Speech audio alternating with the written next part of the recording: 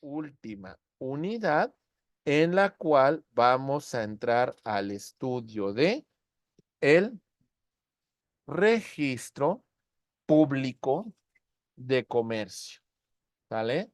SIGER 2.0. ¿Y qué vamos a inscribir nosotros dentro del registro público de comercio? Muy bien. Vamos a ingresar, estimados amigos, a SIGER 2.0 y vamos aquí a estudiar cuáles son, cómo se va a hacer la tramitación correspondiente. Aquí vamos a hablar de formas precodificadas y también vamos a hablar del sistema de FEDANET, en donde los notarios públicos van a otorgar una garantía para que ellos en cualquier día del año hagan inscripciones en el registro público sobre sociedades mercantiles. Ustedes van a encontrar el enlace para ingresar a este sistema a través de esta referencia URL. Vamos a generar un usuario y contraseña para entrar a este sistema de SIGER 2.0 y vamos a ir llenando los campos que aquí se nos solicitan. ¿Vale? En este caso, se dejó una garantía para tener acceso a esta plataforma. Vamos a ver la bandeja de trabajo, cuáles documentos se encuentran pendientes en firma, cuáles se encuentran en calificación y los resultados. Tanto el registro público cuenta con ese sistema, como también los fedatarios públicos que hayan dado una garantía. ¿Se entiende, compañeros? Ujú, ujú. Muy bien. Vamos avanzando y tenemos el registro correspondiente. Hay que llenar todos los datos que nos pide el sistema para crear la solicitud de inscripción. Y por supuesto también verificar el respectivo pago de derechos. Hay dos tipos de tramitación que se van a hacer en este sistema SIGER 2.0. Hablamos, por ejemplo, de el ordinario, en la cual vamos a ver que se va a enviar la solicitud al registrador para que éste califique y evalúe el documento. Y tenemos el inmediato, que será firmado por el respectivo fedatario. ¿Se entendió estos dos procesos? Entonces, en el primero, vamos a presentar la solicitud para que un abogado registrador proceda a la calificación de fondo y de forma de mi documento. Y en el otro caso vamos a tener la cuestión de que el propio notario se va a encargar de esta respectiva inscripción. ¿Comprendemos el tema, compañeros? ¿Sí?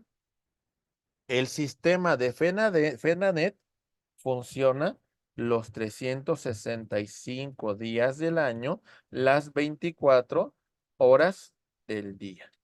En todo momento vamos a estar ahí con esta documentación.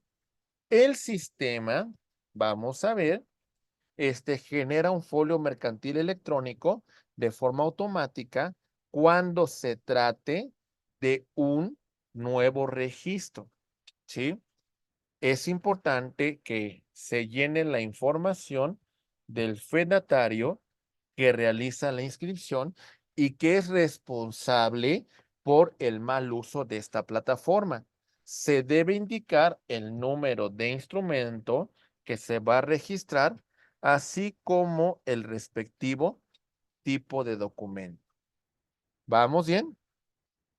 Ok. La ventaja del sistema de SIGER 2.0 es de que ya hay formas precodificadas. ¿A qué creen que me refiero cuando hago mención a formas precodificadas, abogados? ¿A qué nos referiremos? ¿A nada en particular o si hay algo? Sí, que ya tienen como ciertos códigos cargados, ya Ujú. nada más como para rellenar, ¿no? Ok, exactamente. Inclusive, muchos de los documentos, muchos de los trámites que ingresan, incluso en el proceso ordinario, ni siquiera llegan de forma física. Son documentos notariales ya de vía electrónica y nos remiten prácticamente toda esta información ya precargada para que nosotros califiquemos, verifiquemos el extracto del instrumento y procedamos a la firma electrónica. Entonces es un procedimiento muchísimo más rápido. Tenemos distintas formas precodificadas que vamos a ver dentro del propio sistema y que son muchísimas, ¿eh? No las pongo aquí porque son muchas formas precodificadas que se van a agregar y que, bueno, van a hacer constar el acto jurídico en materia de solicitud. Vamos a ir llenando cada espacio y vamos poniendo nuestra firma correspondiente. Bien. También se podría dar un tracto sucesivo en esos registros.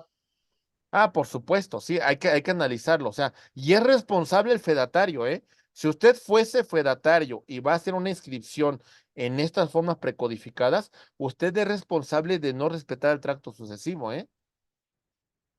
Es decir, esos sí son requisitos indispensables, todos los elementos que vimos, pero en un sistema mucho más ágil, en un sistema ya precodificado.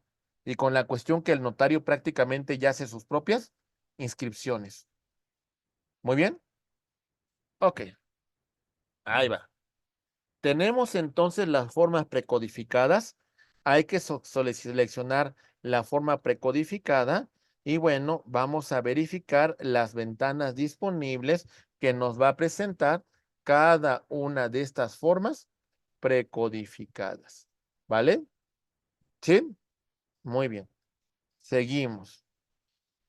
En este caso, lo que nosotros podemos ver que hay que verificar también los derechos correspondientes para pues ver si efectivamente se encuentra debidamente pagado la solicitud de inscripción de estos trámites. Aquí tenemos la forma precodificada con sus campos en blanco y hay que llenar cada uno de estos espacios porque si nosotros lo omitimos, ¿cómo se podrán hacer una búsqueda electrónica? Hay que llenar cada uno de estos espacios. Muy bien. Ok.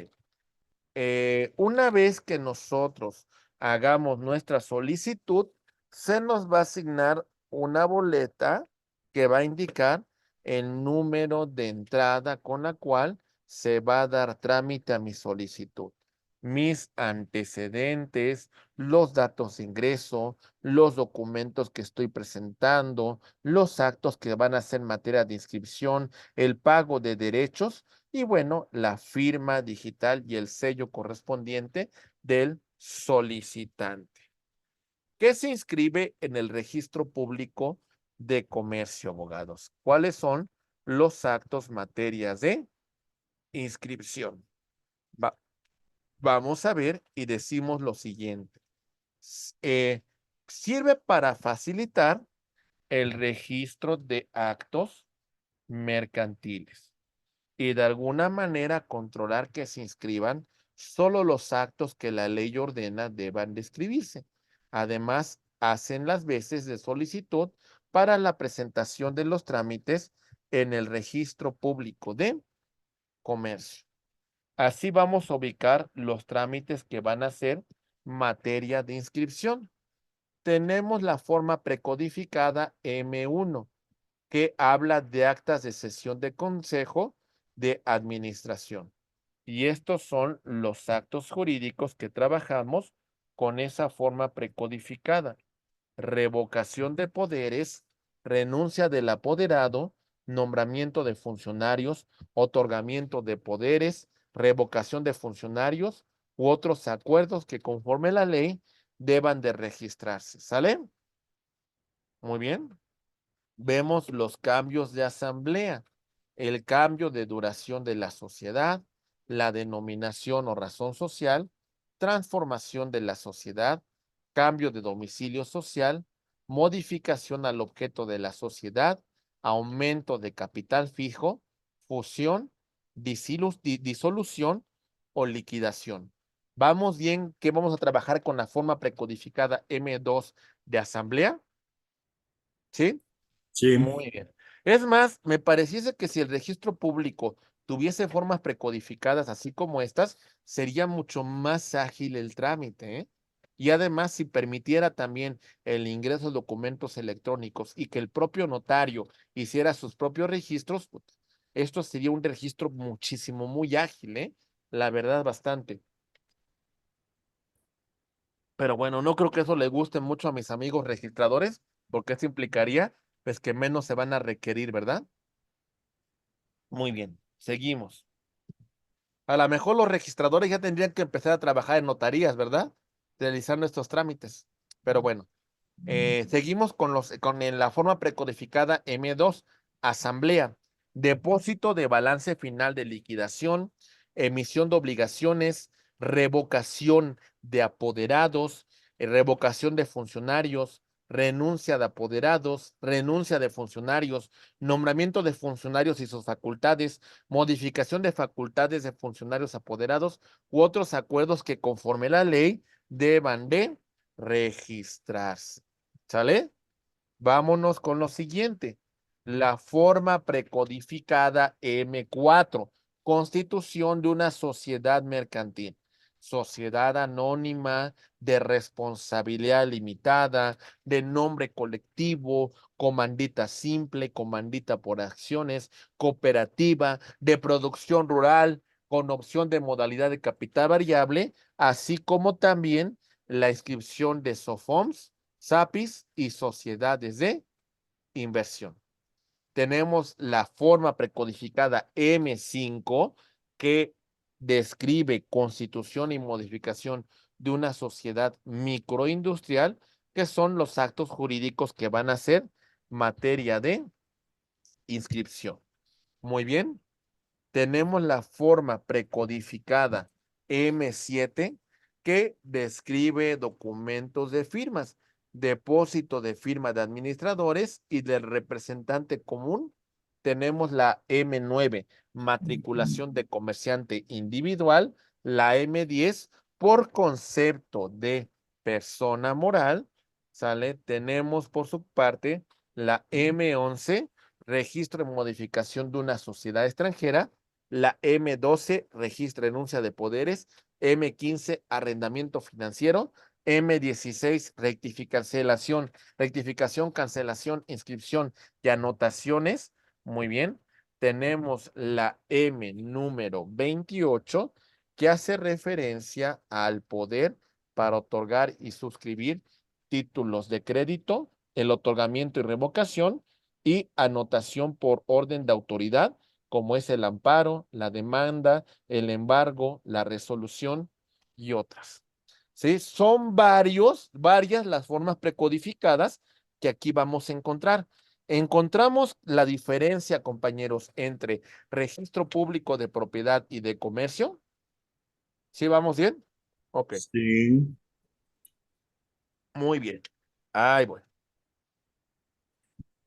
Aquí tenemos un ejemplo de una forma precodificada M2 con algunos requisitos que es importante verificar y cómo se va a ir llenando, ¿sale? A ver, vamos a poner mucha atención con esta forma precodificada, solamente es para que la vean. Por ejemplo, en el punto 0 encontramos el número de folio mercantil electrónico donde se encuentra inscrita la sociedad. En el punto número 1, hacemos referencia al número de instrumento, volumen, libro asignado, fedatario público que protocolizó el acta.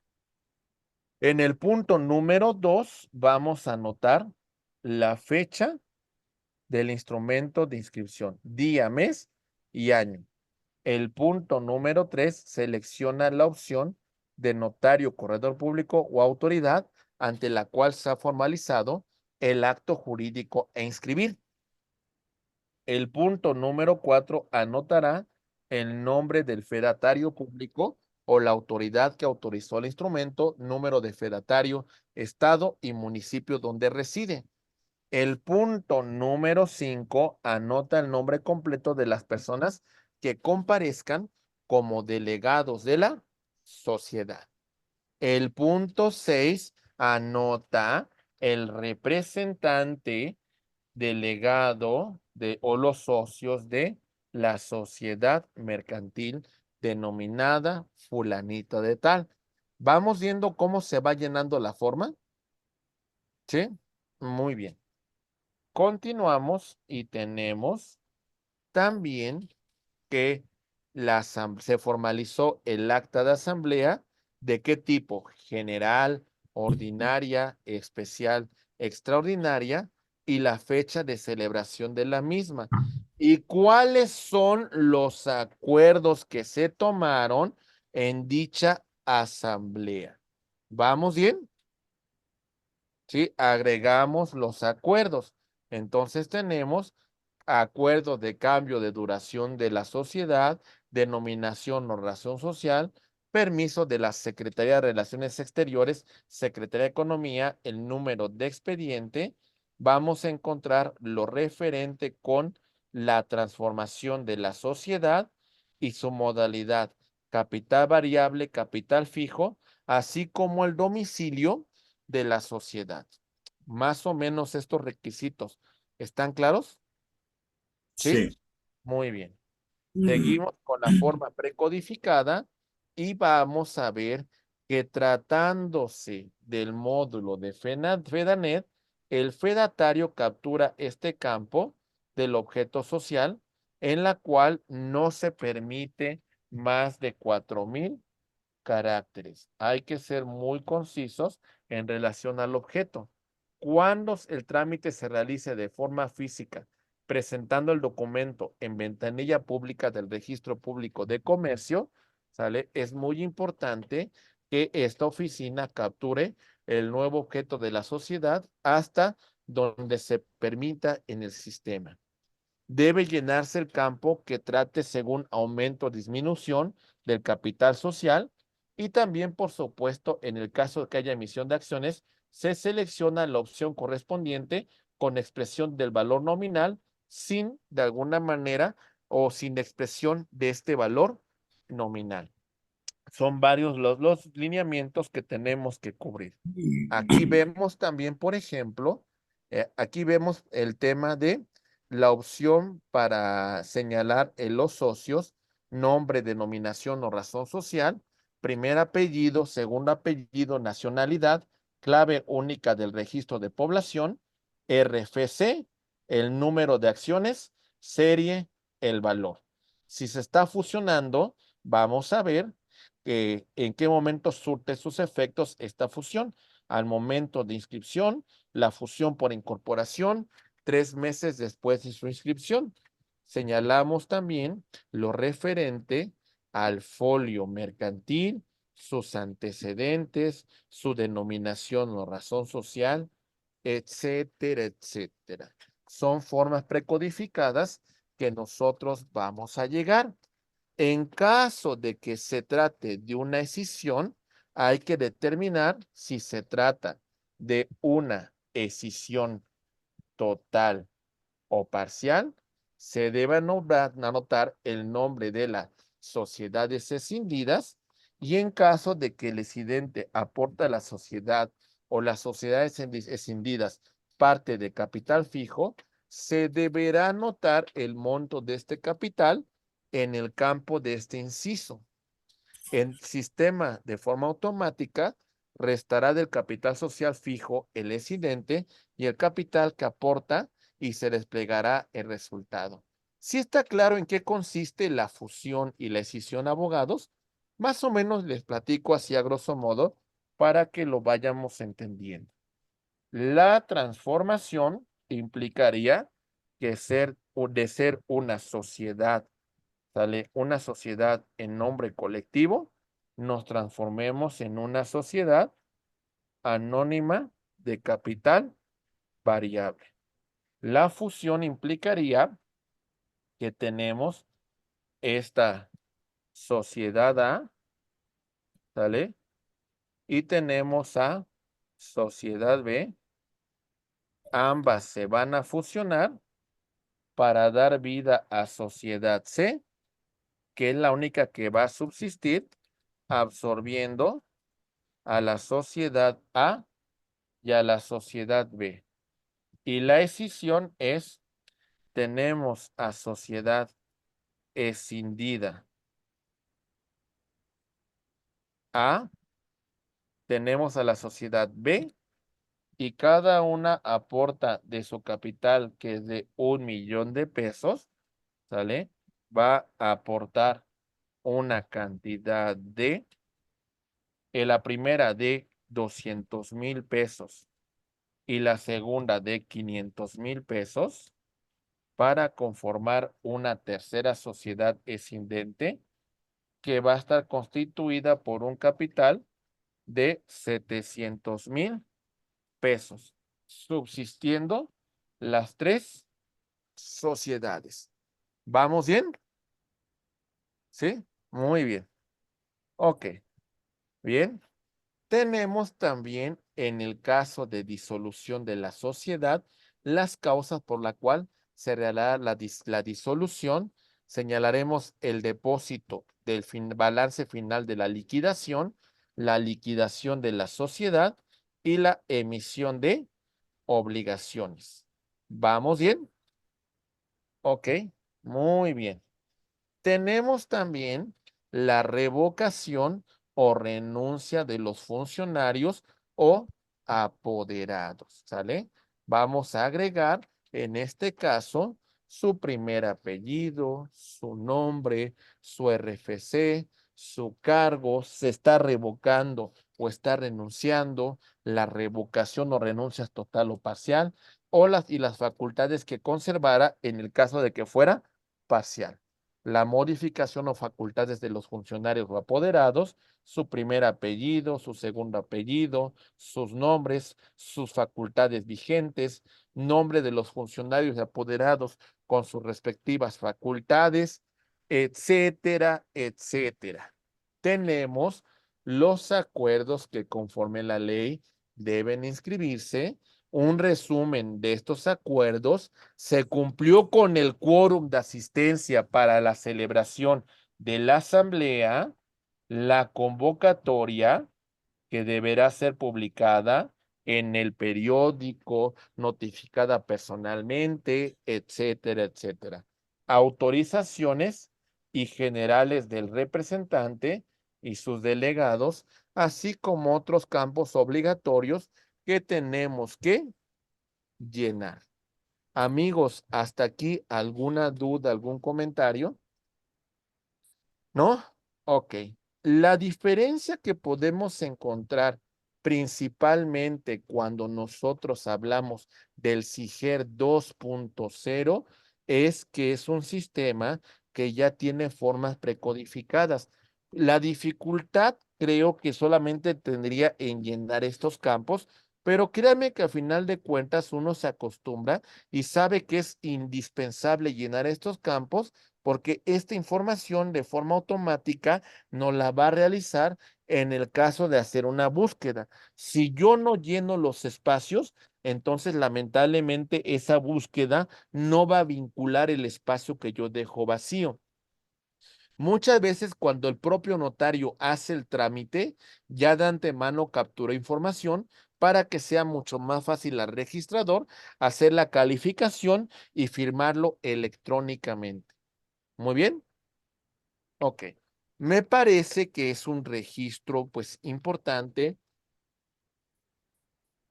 novedoso y actualizado, porque esto es lo que hace que funcione de manera más expedita el trámite de el registro correspondiente de sociedades mercantiles, referente con actos de comercio, referente con modificaciones de la sociedad, con transformaciones, con fusiones, con modificación de la asamblea, etcétera, etcétera. Entonces, es un registro importante y bueno, de alguna manera se tocó el tema a grosso modo porque consideraba que era importante su desarrollo. Muy bien. Entonces, mis estimados abogados, prácticamente llegamos a conclusiones finales. ¿Qué hicimos a lo largo de toda esta sesión? Bueno, empezamos con el análisis principalmente de los contratos, ¿vale? Cuando hablamos de los contratos, hablamos de la distinción del contrato y el convenio. En este estudio de los contratos, analizamos la respectiva clasificación de los contratos, estudiando los contratos de naturaleza bilateral, unilateral, oneroso, gratuito, el tema de los contratos de conmutativos, aleatorios, los contratos reales, los principales, los accesorios, los instantáneos, los de tracto sucesivo. Analizamos también lo referente a los contratos consensuales que se perfeccionan con el simple consentimiento, los formales, los solemnes. También hablamos de los contratos nominados, los contratos innominados. Estudiamos los contratos intuitu personae, los plurilaterales, los de organización y analizamos, por ejemplo, el contrato prelatorio, los contratos traslativos de dominio, hablando de la compraventa, la permuta, la donación, el mutuo, por supuesto, también estudiando los contratos traslativos de dominio, en particular el arrendamiento y el comodato. Estudiamos los contratos de prestación de servicios, como es el depósito, el mandato, los servicios profesionales, obras a precio alzado, transporte y hospedaje. Analizamos cada uno de estos contratos que hemos señalado. Analizamos también los contratos para la realización de un fin común. Hablamos de asociación, hablamos de sociedad, de parcería agrícola y de parcería de ganado. Por supuesto que hablamos de contratos aleatorios con juego, renta vitalicia y la compraventa de esperanza. Y posteriormente analizamos los contratos de garantía como la fianza, la prenda y la hipoteca, analizando las características de cada uno de estos contratos para concluir con los contratos de transacción y con el contrato de colaboración para resolver controversias. Estimados amigos, analizamos toda esa historia del registro público de la propiedad desde sus antecedentes españoles hasta hasta la ley registral y lo referente a las características más importantes del registro público. Estudiamos, compañeros, los diferentes trámites que se llevan a cabo en el registro público, hablando de trámites que tienen que ver con los folios en custodia, con su respectiva liberación, con los antecedentes de libros en custodia, la anotación de una patente de notario, el tema de instrumentos que transmiten propiedad, estudiamos lo referente de transmisión de uso, hablamos de la inscripción de gravámenes, cancelaciones, lotificaciones, fusiones, relotificaciones, fideicomisos, fianzas, certificados, etcétera, etcétera, para hablar del funcionamiento del registro público de la propiedad de la Ciudad de México, los principios registrales, estudiamos también el sistema de registro como sistema de libros, de folio real, de folio electrónico y bueno, estimados amigos, todo lo que tiene que ver con el procedimiento de inscripción que realiza un registrador. Recuerden que hablamos de los diferentes tipos de asiento. inscripción, anotación, cancelación, rectificación, denegación y suspensión. Mencionamos en qué consistía cada una de ellas. Hablamos del análisis de la ley registral sobre trámites y servicios que se llevan en el registro público.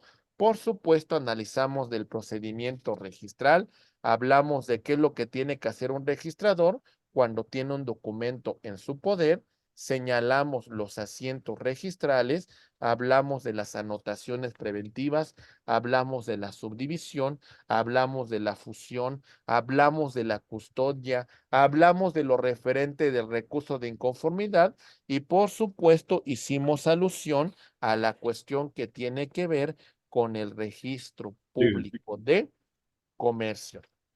Son varios los temas que estudiamos, compañeros, y bueno, estos son los puntos finales y los puntos conclusivos de nuestra asignatura, ¿vale? Pero bueno, después de esto,